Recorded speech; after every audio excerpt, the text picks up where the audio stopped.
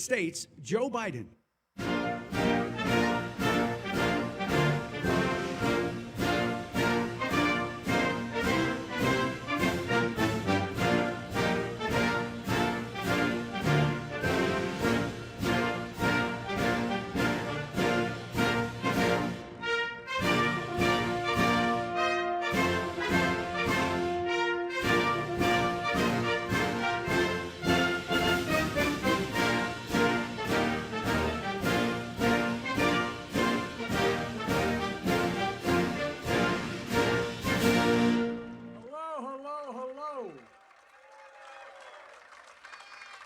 Anytime I see a train door open, I head for it. And by the way, I can say it now since I know there's different leadership. I used to about 15% of the time ride with the engineers, for real. And I'm the only guy that I'm aware of when I stopped riding Amtrak that had a key to get in the back. So you can tell your predecessor, he's gone after that. Look, hello, Baltimore. Is there any organized labor, any unions in the house? You're making a run, man. Well, Brandon Scott, thank you for the passport into this great city. And Governor Westmore, Lieutenant Governor Miller, I can't tell you how much I appreciate you being here and all the money you committed to make this thing work as well. And two of my best buddies in the United States Congress, I think, no hyperbole, the two of the best United States senators I've ever served with, and I served there for 36 years in the Senate, Ben Cardin and Chris Van Hollen. Ben and Chris, thank you, thank you, thank you. And Kwesi and Fumi, I tell you what, when I get in real trouble, that's the guy I call. There you are, sitting right in front. You helped us get so much of this done, including the project we're here to celebrate. Thank you. You know, look, thanks to the members of the Maryland delegation and Congressman John Sarbanes.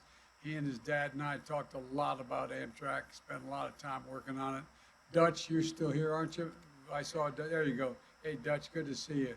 As well as Steny Hoyer, probably one of the best leaders we've ever had. Steny, you're a hell of a guy. For real. I've kidded Steny for years. He represents the western shore of Delaware. We call the Delmarva Peninsula. We got into it all at any rate. Steny, you're the best and one of the greatest champions this state has ever had, and an incredible majority leader, and continues to serve Maryland very well. You know, I mean this sincerely. I don't think there's a better delegation in the entire United States of America than the delegation here in Maryland, including your state legislatures as well.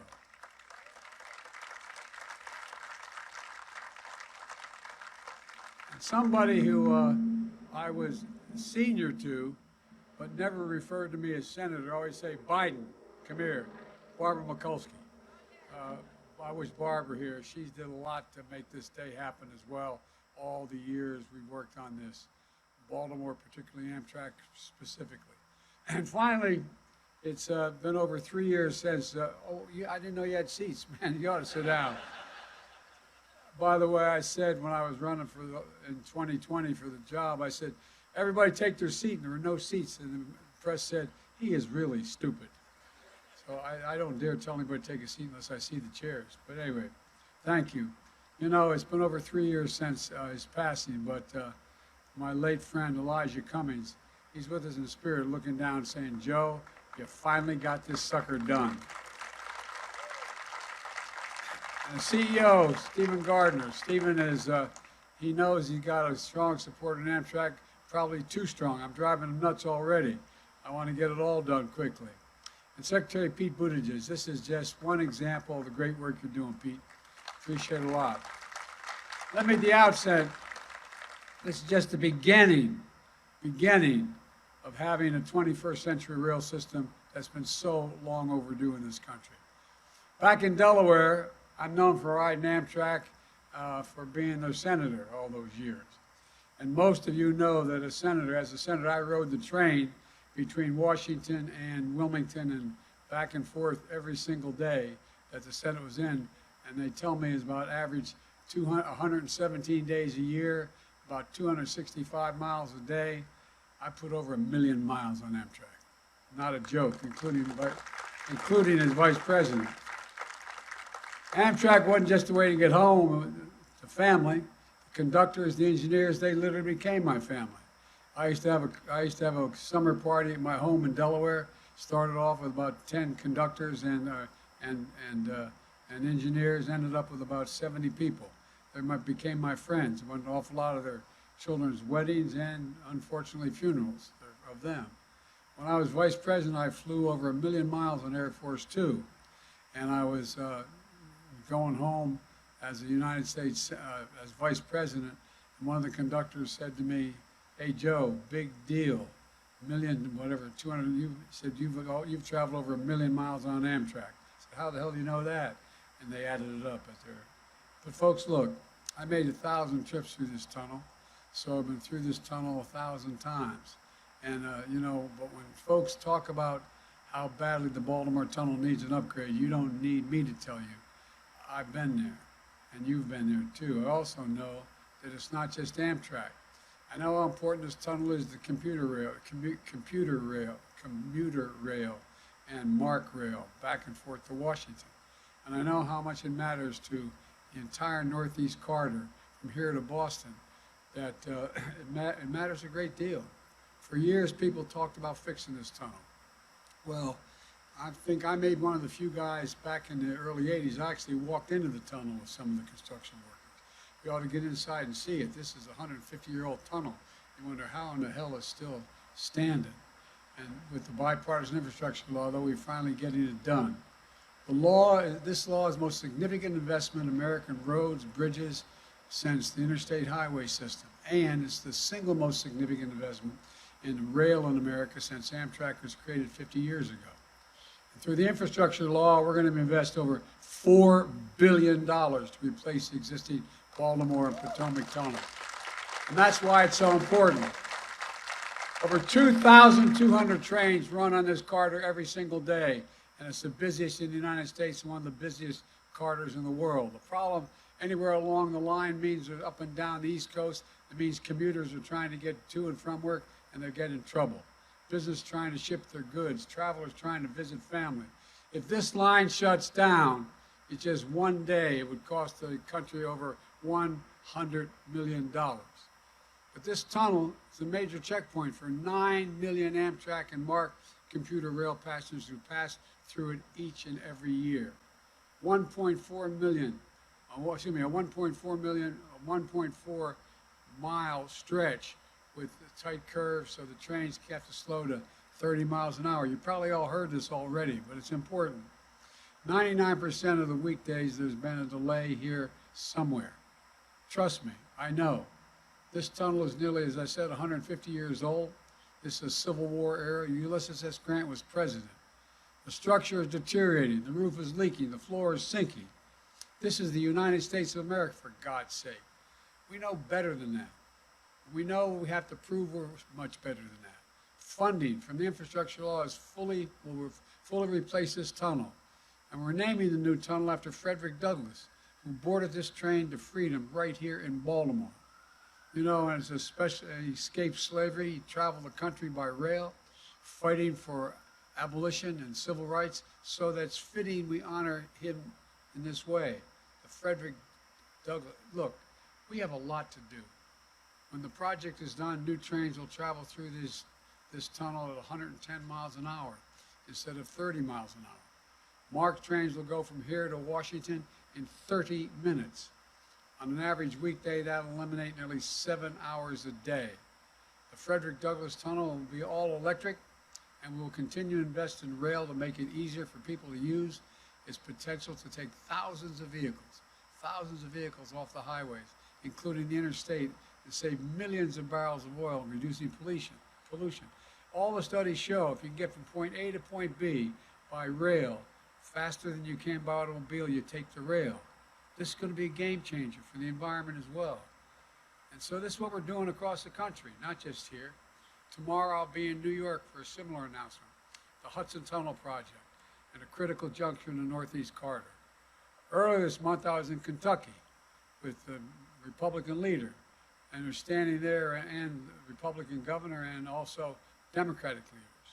Over $1 billion is being spent on the Brent Spence Bridge over the Ohio River connecting Ohio and Kentucky.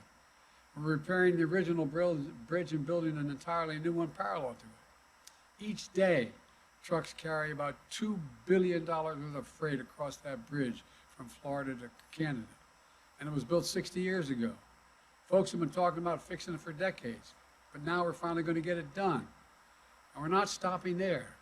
We're closing the digital divide. Nearly 175,000 households in Maryland who haven't had access to high-speed internet are now getting access to it through this infrastructure law, bipartisan infrastructure law. And our broadband program is estimated to create 200,000 jobs across the country just putting it in the ground. And it's all union work. And today,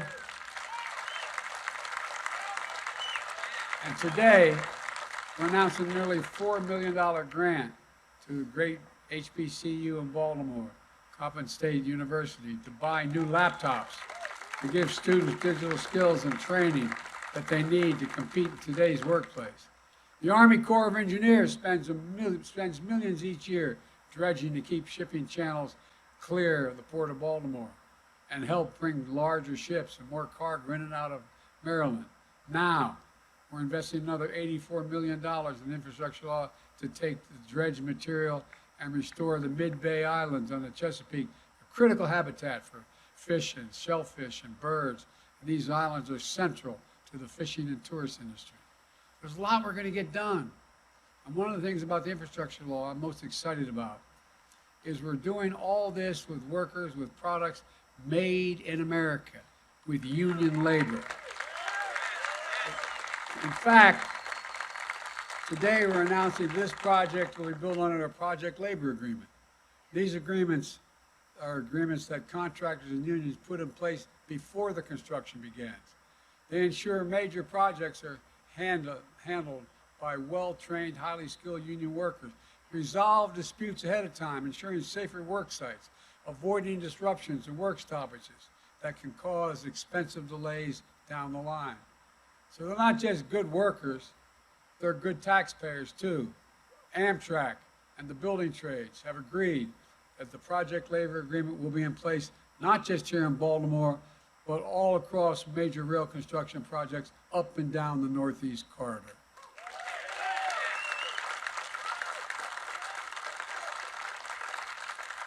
And the Baltimore Tunnel project will lead to 20,000 good-paying construction jobs. Laborers, electricians, carpenters, cement masons, ironworkers, operating engineers, and so much more. These are good jobs you can raise a family on. And most don't require a college degree, but they do require the equivalent of a college degree. You have to have 4 to 5 years of an apprenticeship. That's one of the reasons they're the best trained workers in the world, the best in the world. I've been saying that my whole career, and it's true. These are jobs for folks I used to think about as I took the train home at night, going through the stretches of suburban Maryland, suburban Baltimore, and look out the window, see the flickering lights on people's tables. Not a joke. I used to look at them and just wonder what their conversations were at their kitchen table, their dining room table. What were they thinking about just before or after they put their kids to bed? Asking questions that are ordinary and profound. We're gonna have enough money left over, honey, at the end of the month, after we pay our bills, just have a little bit of breathing room. My dad used to say, you know, Joey, a job's about a lot more than a paycheck. It's about your dignity. It's about respect. It's about being able to look your kid in the eye and say, honey, it's going to be, I mean this sincerely, it's going to be okay, and mean it. Well, that's what, folks, too many people have been left behind in the past. They're treated like they're invisible amid the economic upheaval of the past 4 decades. They remember the jobs that went away and wonder whether a path exists anymore for them to succeed. But I know we can forge a path of building an economy where no one's left behind. That's what this project and others like it across the country are all about. It's about making investments in America's cities, towns, heartlands, and rural America. It's about making things here in America again. It's about good jobs. It's about the dignity of work. It's about respect and self-worth. And it's about damn time we're doing it.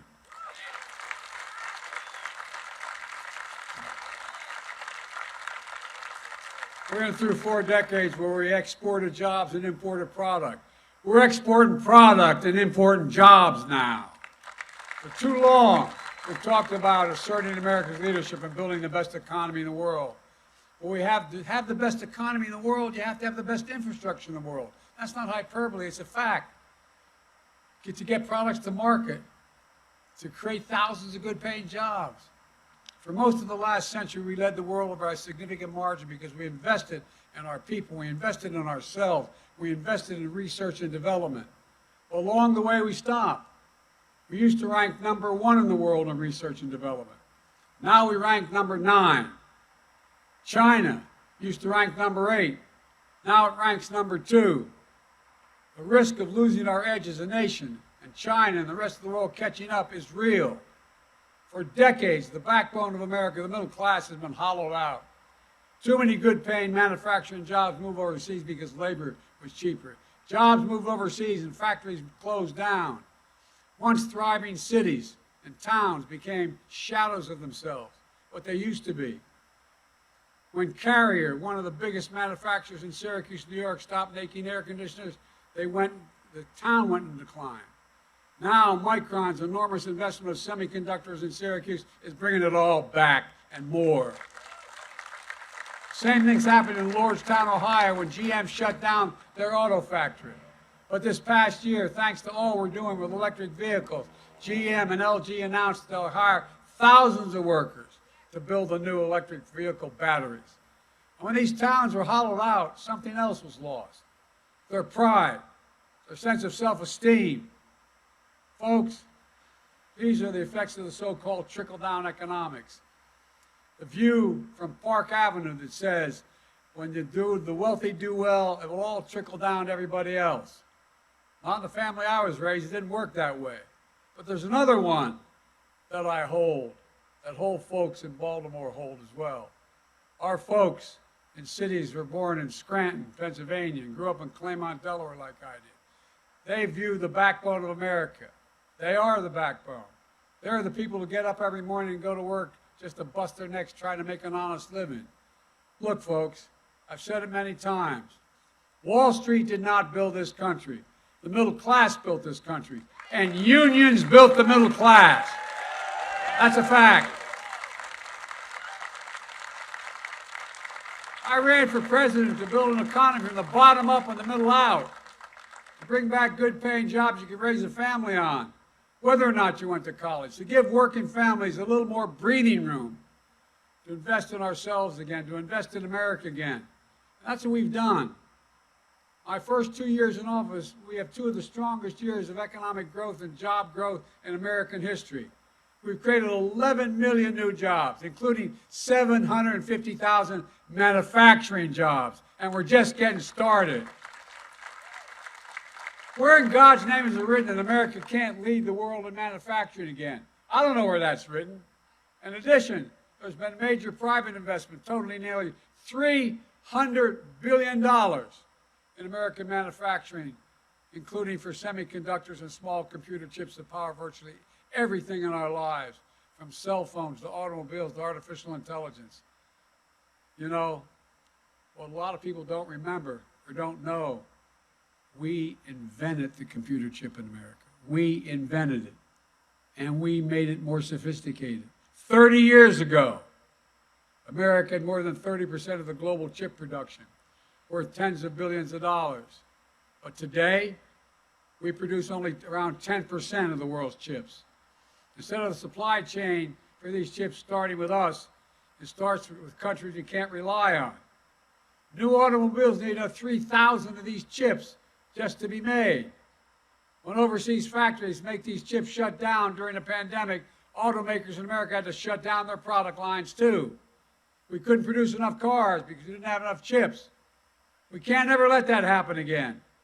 That's why we came together to pass the Bipartisan CHIPS and Science Act, and we're seeing the results now. Just a few hours north here, IBM invested $20 billion in its facility in Poughkeepsie, New York, in semiconductor design and manufacturing, quantum computing, artificial intelligence. Intel is investing $20 billion building 2 chip factories, fabrication facilities, just outside of Columbus, Ohio. $100 billion with Micron in Syracuse, $40 billion with TMSC in Phoenix. Our economic agenda has ignited a boom in manufacturing, from semiconductors to electric vehicles to advanced batteries. They're going to power those vehicles, and in addition to that, anybody from the IBW here? 500,000 charging stations you're going to build in America so you can go from coast to coast to coast. Look, there's much more to say about what we're going to be doing to modernize American rail. Let me close with this, because if we don't get it by a quarter after, we're all here for the next 2 hours, almost. When America sees these projects popping up across the country, it sends a really important message. When we work together, there's not a damn thing we can't do. There's nothing beyond our capacity. We can move this. We can move this nation forward. And it sends another message as well. A message of pride. Pride in our country. Pride in what we can do when we do it together. You've heard me say it, and I apologize for repeating, but as long as I'm here, I'm going to say it. That has never been a good bet. Never been a good bet to bet against America. Never. I can honestly say, as I stand here today, I have never been more optimistic about America's future. You just have to remember who in God's name we are. We're the United States of America. There's nothing beyond our capacity when we work together. We've never failed to meet an objective when we set our mind to it. So it's about time we say, once again, we're going to lead the world in the second quarter of the 21st century. May God bless you all, and may God protect our troops. Thank you, thank you, thank you.